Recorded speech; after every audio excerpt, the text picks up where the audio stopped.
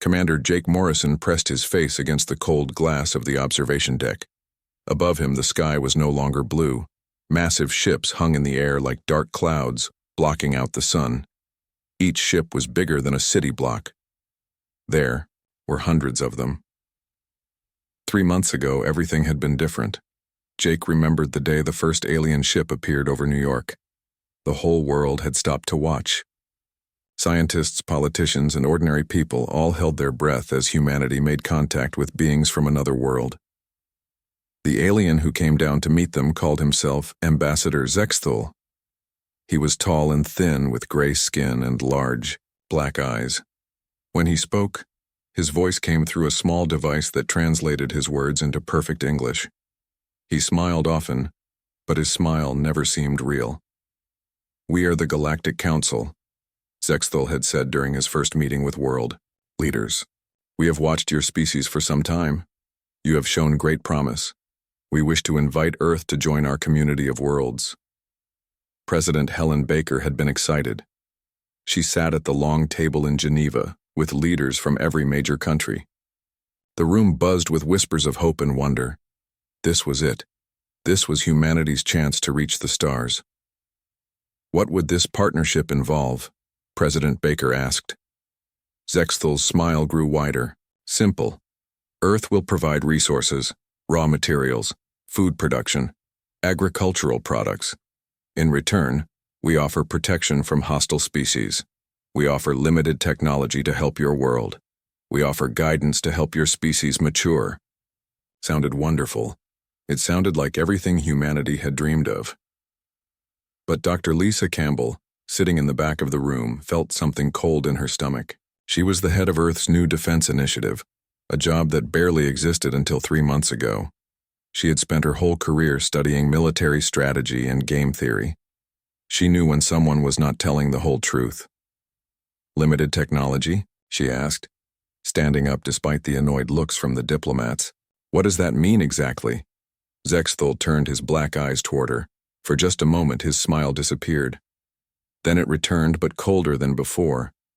"Your species is young," he said. "Too much technology too quickly can be dangerous. We will provide what you need when you are ready for it." "And if we refuse this generous offer?" President Baker asked. The smile disappeared completely. "No species has ever refused. The benefits are too obvious, the alternatives too unpleasant." That night, Dr. Campbell could not sleep. She paced around her small apartment thinking about the alien's words. She had studied enough history to know what happened when a more advanced civilization made generous offers to a less advanced one. It never ended well for the weaker side. She called her old friend from military school, Colonel Ben Hayes. Ben was now in charge of special operations for the Army. Like her, he could not sleep. "Something is wrong," she told him over the phone. "This deal, it is too good to be true." "I know," Ben said. "I have been reading the fine print, the real documents they gave us, not the pretty summary they showed on television." Lisa felt her heart sink. "What did you find?" "Earth becomes a client world. We provide 90% of our agricultural output. We provide mining rights to 70% of our landmass. Our population gets relocated to designated zones. We are not allowed to develop our own technology or maintain military forces above a certain level." Lisa sat down hard in her chair. "We become slaves." "Slaves with better television," Ben said grimly, "but slaves nonetheless." The next 2 months were filled with debates. World leaders argued in meeting rooms while protesters filled the streets. Some people wanted to accept the deal. They believed the aliens were telling the truth about protection and guidance. Others worried about losing human independence. Dr. Campbell spent those months preparing for the worst. She worked with military leaders from every major country. They developed secret plans and backup communication systems. They identified secure locations and stockpiled supplies. They did all of this quietly, hoping they would never need it. President Baker made the announcement on a Tuesday morning. The United Nations had voted. Earth would reject the Galactic Council's offer. "We thank the Council for their interest in humanity," the President said, reading from a prepared statement. However, we believe that our species must choose its own path forward. We must remain free to make our own decisions about our future. Zexthol's response came within hours. He appeared on every television screen and computer monitor on Earth at the same time. His pleasant diplomatic mask was gone. In its place was something cold and angry. "This is unfortunate," he said. "The Council has never been refused by a primitive species. We offered you the easy path, now you have chosen the difficult one." "What does that mean?" a reporter shouted from the crowd gathered outside the UN building. Zexthol looked directly at the camera. "It means that Earth will join the Council one way or another. If you will not come willingly, then compliance will be enforced." The transmission ended. For a moment, the world was quiet. Then the sky began to darken. Jake Morrison had been on duty at the space monitoring station when the alert started coming in. Hundreds of ships were dropping out of faster-than-light travel just outside Earth's orbit. They were not the sleek, diplomatic vessel that had brought Zexthol. These were warships, massive angular things bristling with weapons. "Sir," his communications officer called out, "we are receiving a message from the lead ship." "Put it through," Jake ordered. Zexthol's voice filled the command center, but now it was cold and mechanical. "People of Earth, you have chosen to resist the will of the Galactic Council. This resistance will not be tolerated. You have 24 hours to surrender unconditionally. After that time, compliance procedures will begin." Jake looked around at his crew. Young men and women who had joined the Space Force to explore the stars, not to fight for their planet's survival. Their faces were pale but determined. "Sir?" his weapons officer asked quietly. "What are our orders?" Jake thought about the defense plans that Dr. Campbell and Colonel Hayes had developed. Plans that everyone hoped would never be needed. Plans that were now the only thing standing between humanity and slavery. "Signal all units," he said. "Implement Defense Protocol Alpha. Prepare for immediate hostile action." The next 24 hours passed like a nightmare. The alien ships took positions over every major city on Earth. They broadcast surrender demands every hour. World leaders met in emergency sessions. Military forces moved to hidden positions. Dr. Campbell sat in her underground command center, watching satellite feeds of the alien fleet. The facility had been built in secret over the past 2 months, buried deep beneath the Rocky Mountains. From here, she could coordinate resistance operations across the globe. "They think we will break," she said to Colonel Hayes, who stood beside her watching the same screens. "They think we will see their ships and surrender." Ben nodded grimly. "They do not know humans very well." At exactly 24 hours after the ultimatum, the bombardment began. Beams of energy lanced down from the alien ships, striking military bases and government buildings. The aliens were surgical in their attacks, destroying symbols of power, while trying to minimize civilian casualties. They wanted Earth intact and its population alive to serve them. But they had made one crucial mistake. They had given humanity time to prepare, and humans, when their backs were against the wall, could accomplish remarkable things in a very short time. Jake Morrison watched from his hidden command post as the first wave of attacks began. The official Space Force bases were destroyed in minutes, but those had been decoys manned by volunteers who had evacuated to safety hours before. The real defenses were hidden, waiting. The war for Earth had begun, and the Galactic Council was about to learn that humans fight differently than any species they had ever encountered.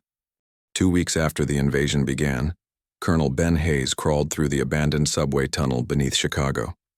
The air was thick with dust and the smell of smoke from the burning city above. Behind him, 12 other soldiers followed in single file, their boots making soft sounds on the broken concrete. The aliens controlled the surface now. Their gray ships hovered over every major city like metal vultures. They had destroyed the obvious military targets in the first day. Government, buildings, Air Force bases, naval ports, all gone in flashes of blue energy that turned concrete and steel into smoking craters. But Ben smiled as he moved through the darkness. The aliens thought they had won. They thought humanity would surrender now that their leaders were dead or in hiding. They were wrong. Ben reached the end of the tunnel and held up his hand. The soldiers behind him stopped moving. Through a crack in the concrete wall, he could see the alien patrol moving down the street above. 6 tall figures in dark armor, their weapons glowing with the same blue energy that had destroyed Earth's armies. The patrol moved like robots. They walked in a perfect line, checking the same spots at the same times. Ben had been watching them for 3 days. They always took the same route. They always stopped at the same places. They never looked for threats they did not expect. Predictable, Ben whispered to Sergeant Mike Johnson, the soldier behind him. Just like the reports from other cities. Mike nodded. He was young, maybe 25, but he had adapted quickly to the new reality. All of Ben's soldiers had. They were part of something new now. Not the old army with its rules and uniforms and parade grounds. They were the resistance. Ben checked his watch. In 30 seconds, the patrol would stop at the intersection to scan the area. That was when they were most vulnerable. That was when Lieutenant Chris Turner and his squad would strike from the building across the street. The attack came exactly on schedule. Chris and his people dropped from the windows above the patrol like spiders. They used captured alien weapons, turned against their former owners. The blue energy beams cut through the alien armor like paper. The whole fight lasted 10 seconds. Ben waited another minute, listening for any sign of alarm. Nothing. The aliens had not even noticed that another patrol had vanished. They were so confident, so sure of their superiority, that they could not imagine humans fighting back effectively. "Clear," came Chris's voice through Ben's earpiece. 6 down, no survivors. Equipment secured. Ben and his squad emerged from the tunnel and moved quickly to join Chris's team. The street was empty except for the bodies of the alien soldiers. Their armor was already being stripped away by human hands. Everything would be studied, cataloged, and used against the invaders. "How many is that this week?" asked Dr. Amy Rodriguez as she knelt beside one of the alien weapons. Amy had been a physics professor before the invasion. Now she was the Resistance's chief technology expert. 18 patrols, Ben replied, plus 2 supply convoys and a command post. Amy smiled as she carefully removed the power cell from the alien weapon. "The neural interfaces are fascinating. I think I understand how they link the weapons to their armor systems. If we can reverse engineer this connection..." "Later," Ben interrupted. "We need to move. They will notice eventually." The team quickly gathered the alien equipment and bodies. Nothing could be left behind. The aliens had to believe their patrols were simply disappearing, not being killed by organized resistance. Fear and uncertainty were weapons too. They moved through the maze of tunnels that ran beneath Chicago. The old subway system had been abandoned for years, replaced by newer transport methods. But it made perfect hiding places for people who knew how to live underground. The resistance had grown faster than anyone expected. When the invasion began, Ben thought he might be able to organize a few hundred soldiers and police officers. Instead, thousands of people had joined the fight. Teachers and truck drivers, doctors and construction workers, teenagers and grandparents, all united by one simple idea. They would rather die free than live as slaves. They reached the main hideout an hour later. It had once been a subway station, but now it looked like a small underground city. People had strung lights between the old support pillars. Families lived in alcoves carved from the walls. Children played quietly in corners while adults worked on weapons and plans. Captain Maria Santos met them at the entrance. She had been coordinating resistance cells across North America through a hidden communication network. Before the invasion, she had been an Air Force pilot. Now she was one of the most important people in the underground war. "Good timing," she said to Ben. "We just received word from the cells in New York and Los Angeles. They hit 3 alien facilities today. Manufacturing plants by the look of it." Ben felt a surge of hope. "What kind of manufacturing?" "That is the interesting part," Maria replied, leading him toward the communication center. They were not making weapons or ships, they were making collars. Ben stopped walking. "Collars?" Maria nodded grimly. "Electronic control devices, designed to fit around human necks. The New York team captured some of the alien technicians. After some persuasion, they explained what the collars were for. She led him to a table where several alien devices lay in pieces. They looked harmless enough. Small metal bands with tiny lights and wires.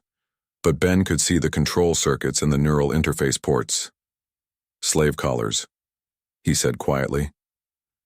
The aliens never intended to negotiate with us again, Maria explained.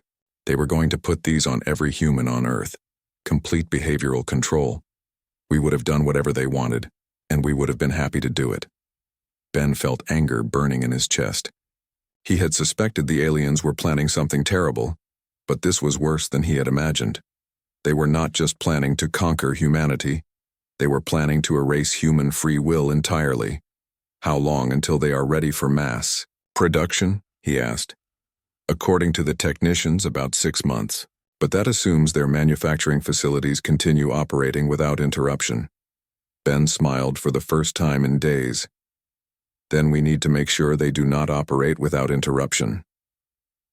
Over the next several hours, Ben and Maria coordinated with resistance cells around the world. The hidden communication network that Dr. Campbell had designed was working perfectly. Groups in London, Tokyo, Berlin, and dozens of other cities reported similar discoveries. The aliens were building slave collar factories everywhere, but they were also making mistakes. They were so confident in their superiority that they used minimal security. They followed predictable patterns. They never expected serious resistance from a primitive species like humanity. Lieutenant Chris Turner volunteered to lead the attack on the Chicago facility. His squad had become experts at quick strikes against alien positions. They knew how to get in fast, destroy everything important, and get out before reinforcements arrived. Remember, Ben told him before the mission began, we are not just fighting for Chicago or even for America. Every facility we destroy, every patrol we eliminate, every day we delay their plans gives other humans around the world more time to organize and fight back. Chris nodded. He understood. This was not like the old wars where armies fought armies on battlefields. This was something new. This was every human being fighting for the right to remain human. The attack on the alien facility came at dawn. Chris and his team had spent 3 days studying the building and its defenses.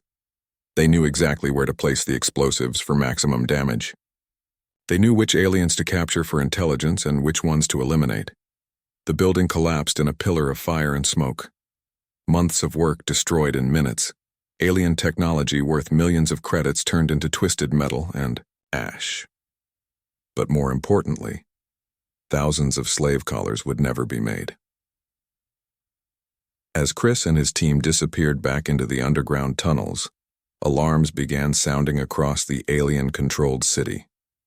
For the first time since the invasion began, the aliens realized they were not facing scattered, desperate survivors.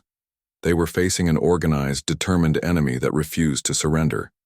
An enemy that grew stronger every day. An enemy that would rather burn the world down than hand it over to alien masters. The resistance was no longer hiding. The resistance was fighting back. 6 months after the invasion began, Dr. Lisa Campbell stared at the computer screen in her underground laboratory. The numbers made no sense. She had been trying to decode the alien communication system for weeks, and every attempt had failed. But today something was different. Rick, she called to engineer Rick Phillips, who was working at the next table. Come look at this. Rick pushed back from his own work and walked over. He was covered in grease and alien technology parts. For the past month, he had been taking apart every piece of alien equipment the Resistance captured. Weapons, armor, communication devices, sensors. He wanted to understand how they worked. What did you find? Rick asked, looking at Lisa's screen. The communication signals, Lisa said, pointing at the wave patterns displayed on her monitor. I have been thinking about them all wrong. I thought they were using radio waves or some kind of advanced electromagnetic transmission. But look at this pattern. Rick studied the display.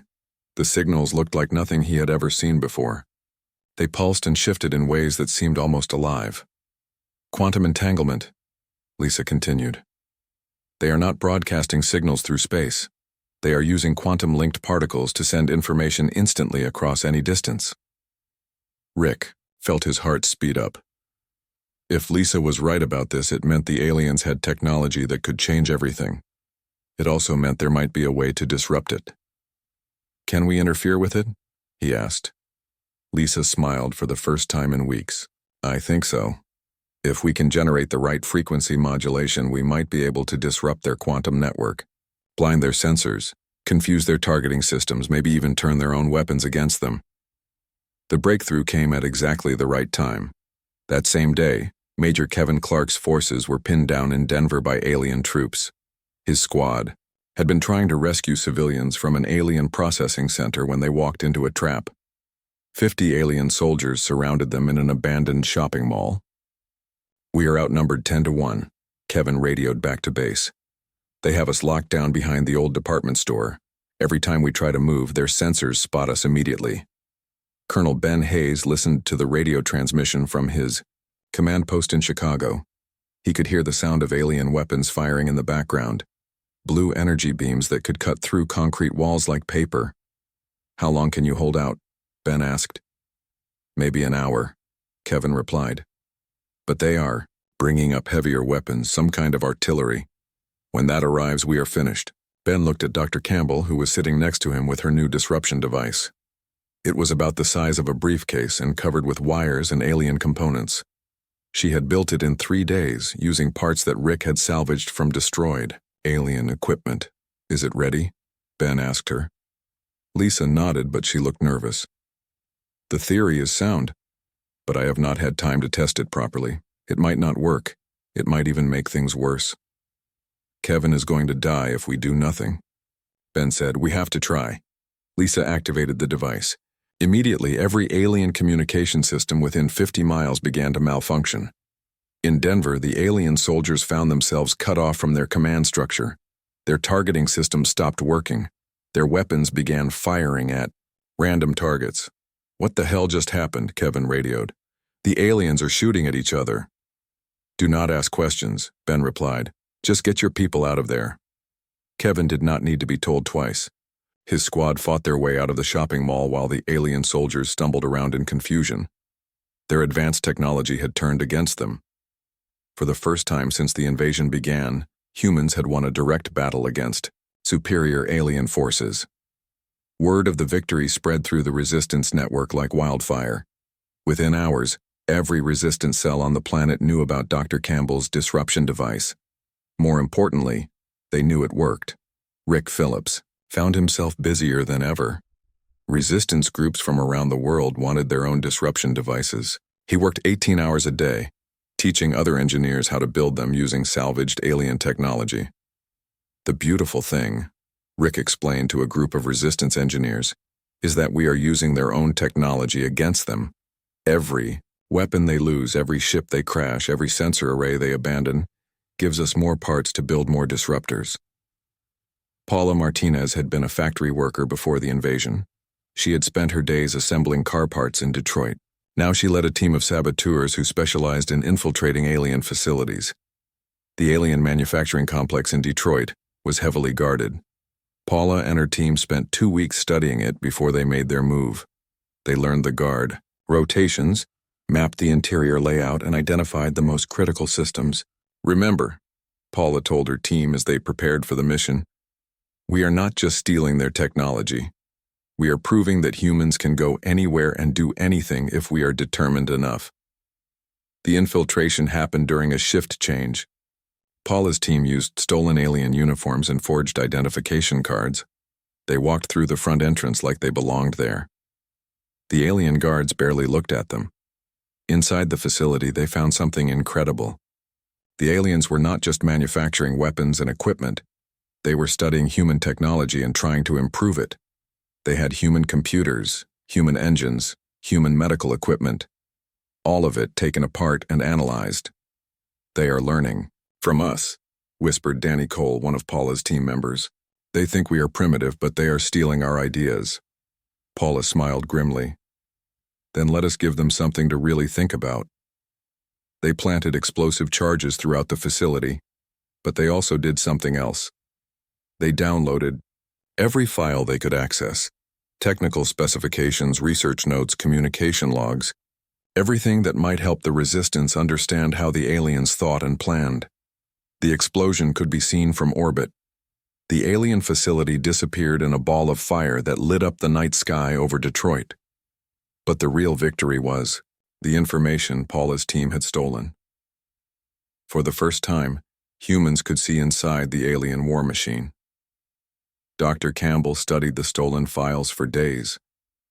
What she found changed everything she thought she knew about the invasion. "They are scared," she told Ben during one of their planning meetings. "The aliens are actually afraid of us." Ben looked at her in surprise. "Afraid? They have better technology, bigger ships, more advanced weapons. What do they have to be afraid of?" "Us," Lisa replied simply. "Look at these reports. They expected us to surrender after the first bombardment. When we did not, they expected us to break after a few weeks of occupation. When we did not, they expected our technology to be useless against theirs." She pulled up a translated alien document on her computer screen. "This is a report from their military command. It says that humans are unpredictable, adaptive, and dangerously resourceful. They are requesting more troops and heavier weapons because they cannot control us." Ben felt a surge of hope. If the aliens were scared, it meant they could be beaten. The proof came during the next major battle. Alien reinforcements arrived at Los Angeles, expecting to crush the resistance cells operating in the city. Instead, they found themselves facing humans equipped with disruption devices and captured alien weapons. Captain Jennifer Cole led the defense of the city. She had been a Marine before the invasion, but now she commanded a mixed force of soldiers, police officers, and civilian volunteers. They fought the aliens in the streets, in the buildings, and in the tunnels beneath the city. "Every time they adapt to our tactics, we change our tactics," Jennifer radioed to other resistance commanders. "Every time they bring better weapons, we steal their weapons. They cannot keep up with us because they do not understand us." The battle for Los Angeles lasted 3 days. When it was over, the aliens had been driven back to their ships. For the first time since the invasion began, humans had liberated an entire city. That night, resistance fighters around the world looked up at the alien ships in the sky with new eyes.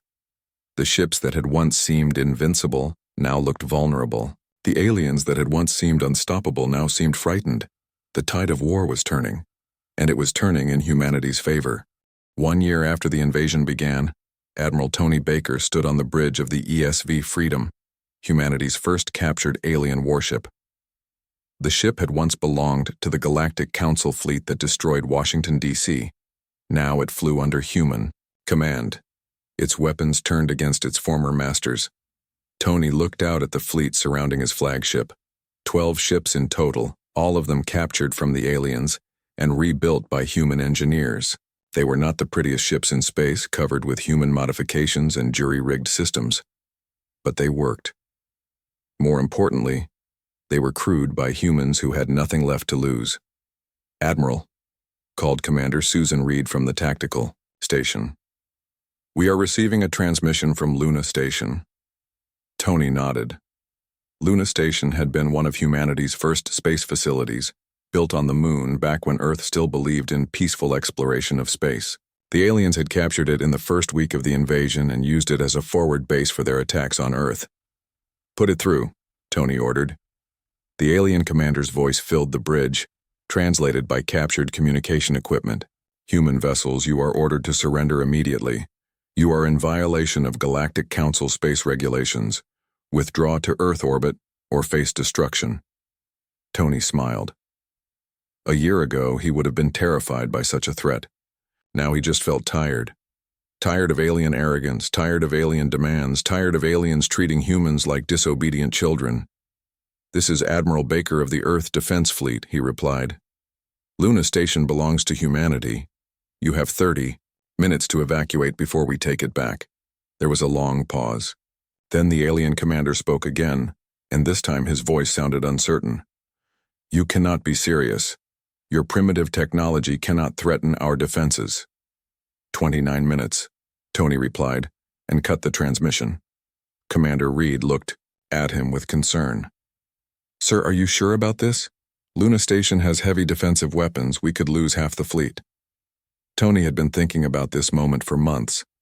Ever since Dr. Campbell's disruption technology had given humans the ability to fight back, he had been planning this attack. Luna Station was more than just a military target. It was a symbol. If humans could take it back, it would prove that nowhere was safe for the alien invaders. "Susan," he said quietly, "a year ago I watched alien ships destroy every major city on Earth. I watched them kill millions of innocent people. I watched them try to turn my entire species into slaves. If we die taking Luna Station, at least we die fighting." The attack began exactly 30 minutes later. Tony's fleet approached the moon in a formation that looked chaotic, but was actually carefully planned. Each ship carried disruption devices that Dr. Campbell's team had built specifically for this mission. Each ship was crewed by humans who had lost everything and wanted revenge. Luna Station's defenses opened fire first. Blue energy beams lanced out from the moon's surface, trying to destroy the approaching human ships. But the disruption devices were working. The alien targeting systems could not lock onto their targets. Most of the shots went wide, disappearing harmlessly into space. "All ships begin the attack," Tony ordered. "Remember, we want to capture the station intact. We need their equipment and their prisoners." The human ships dove toward Luna Station like wolves attacking a wounded deer. They had learned to fight like guerrillas in space, using hit-and-run tactics and superior maneuverability to overcome the aliens' technological advantages. They were not trying to match the aliens ship for ship. They were trying to survive long enough to get close. Commander Reed coordinated the landing assault while Tony commanded the space battle. Her Marines had trained for months and captured alien equipment and abandoned Earth cities. They knew how to fight in the corridors and chambers of alien facilities. "Breach successful," Reed reported as her teams forced their way into Luna Station. "We are encountering heavy resistance, but the disruption devices are working. Their automated defenses are firing at random targets." The battle for Luna Station lasted 6 hours. Human Marines fought their way through corridors designed for taller alien bodies.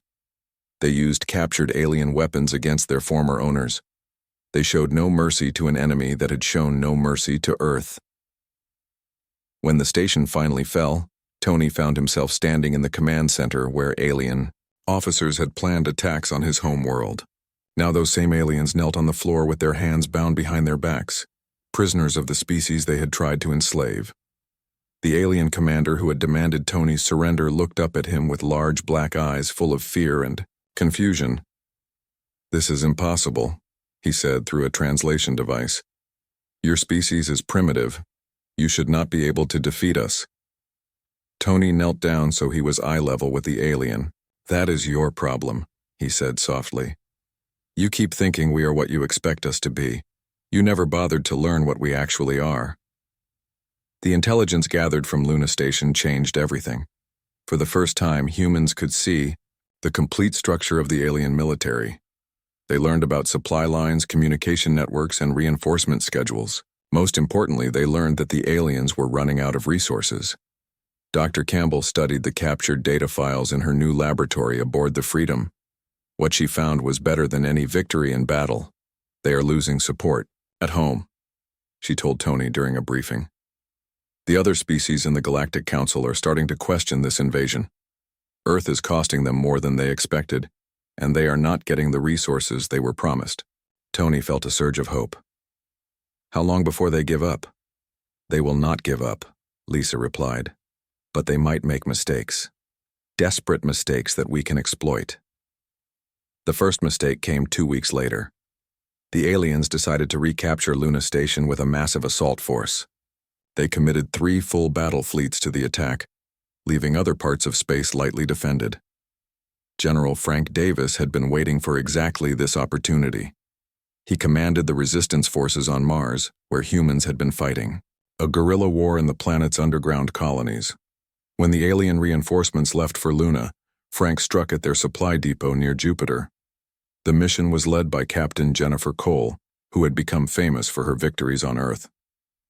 She commanded a small fleet of captured alien ships, crewed by volunteers who had nothing left to lose and everything to gain. Remember, Frank told Jennifer before the mission began. "We are not just attacking a supply depot. We are sending a message to every species in the galaxy. We are showing them that humans can reach anywhere, strike anywhere, and defeat anyone who threatens our freedom." The attack on the Jupiter depot was a complete success. Jennifer's forces destroyed 6 months' worth of alien supplies and captured dozens of prisoners from 3 different species. But the real victory came when they found what else was stored at the depot. Slave collars, Jennifer reported back, to Earth. Millions of them, ready for shipment to subjugated worlds throughout the galaxy. The discovery sent shockwaves through the resistance network.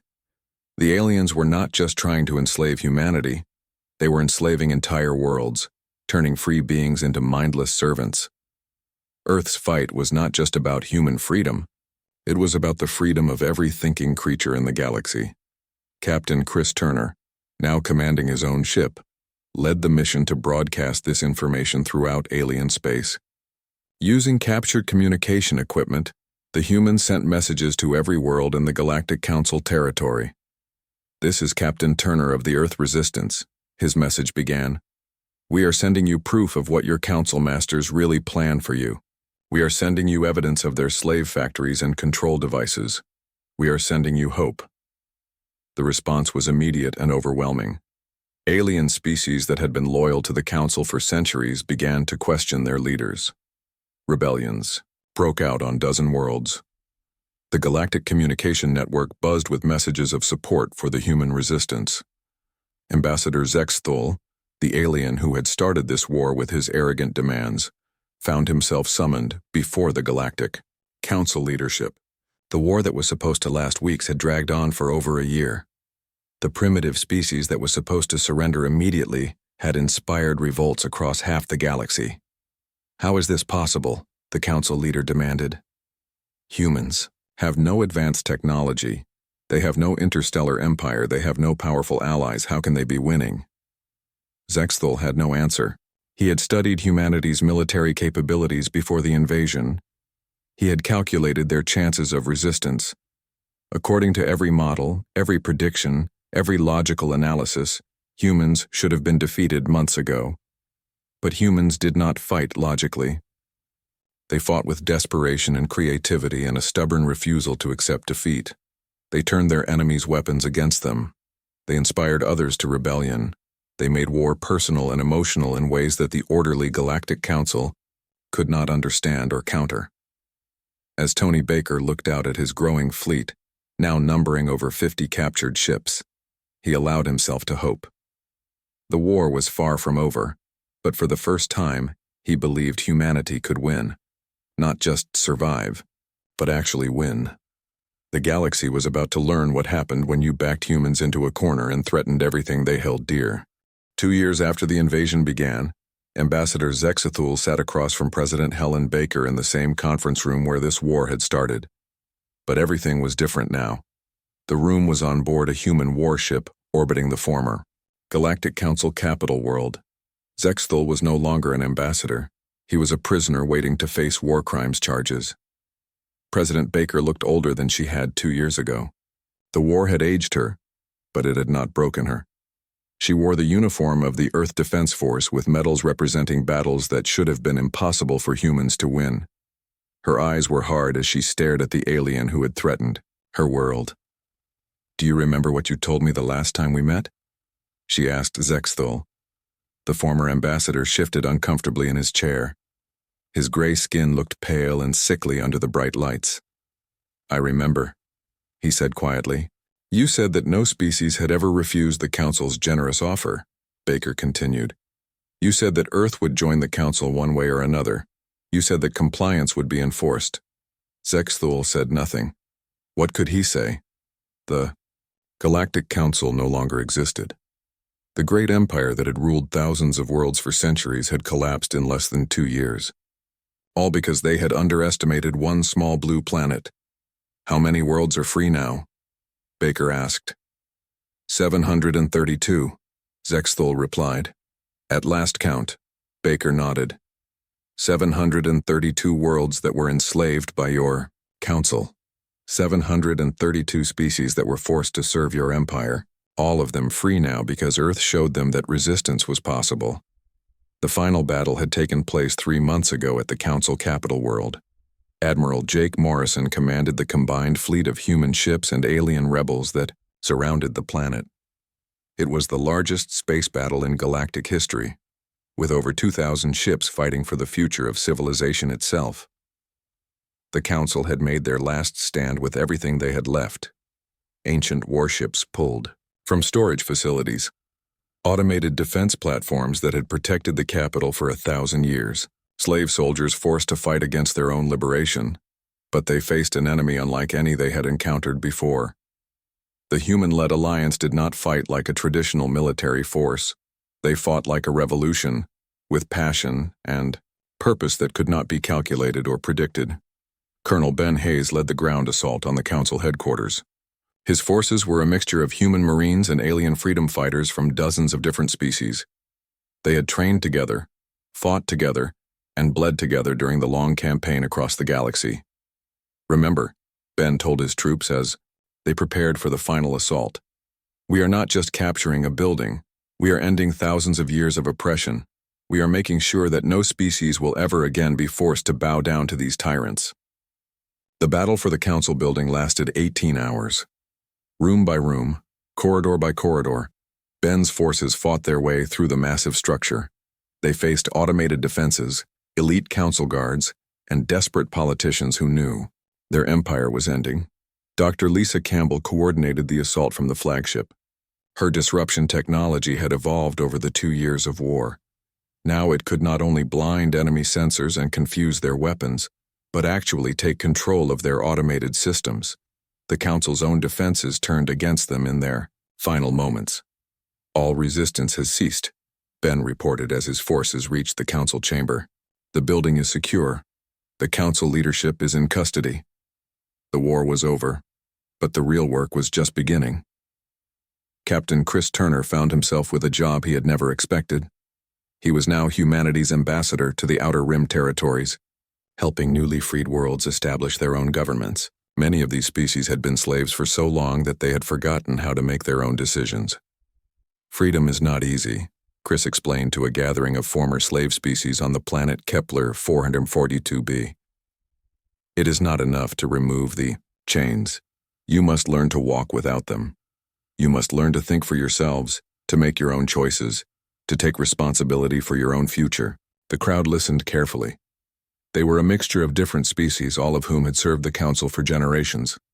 Some were barely more intelligent than animals, bred specifically to be laborers. Others were brilliant scientists and engineers who had been forced to work on Council projects. All of them were free for the first time in their lives. "What if we make mistakes?"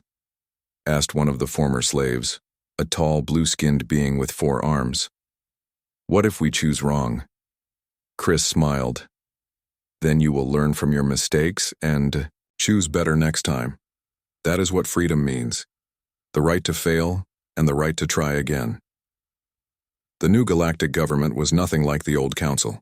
It was called the Galactic Federation, and it was based on principles that humans had learned over centuries of struggle. Democracy, individual rights, equality under law, and the freedom of every species to chart their own course. Dr. Amy Rodriguez headed the technology sharing program that was one of the Federation's first major initiatives. Instead of hoarding advanced technology like the Council had done, the Federation freely shared knowledge among all member worlds. "Science belongs to everyone," Amy explained during a conference on the former Council capital world. "When we share knowledge, everyone benefits. When we hoard it, everyone suffers." The program was revolutionary. Species that had been kept in technological darkness for millennia suddenly had access to faster-than-light travel, advanced medicine, and clean energy. Worlds that had been strip-mined by the Council began to heal. Civilizations that had been suppressed began to flourish. Captain Jennifer Cole was put in charge of the Federation Defense Force, the new military organization that would protect the freed worlds from any future threats. But this was not an army of conquest like the Council forces had been. It was a defensive alliance based on mutual cooperation and respect. "We will never again allow one species to dominate others. Jennifer declared during the first Federation Defense Council meeting.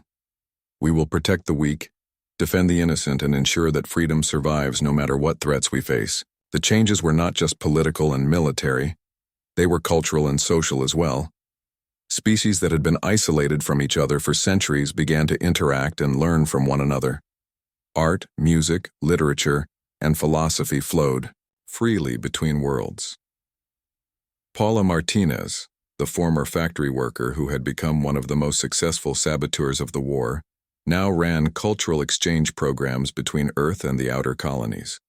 She helped establish schools where human children learned alongside young aliens, and where the lessons of the war were taught to ensure they would never be forgotten.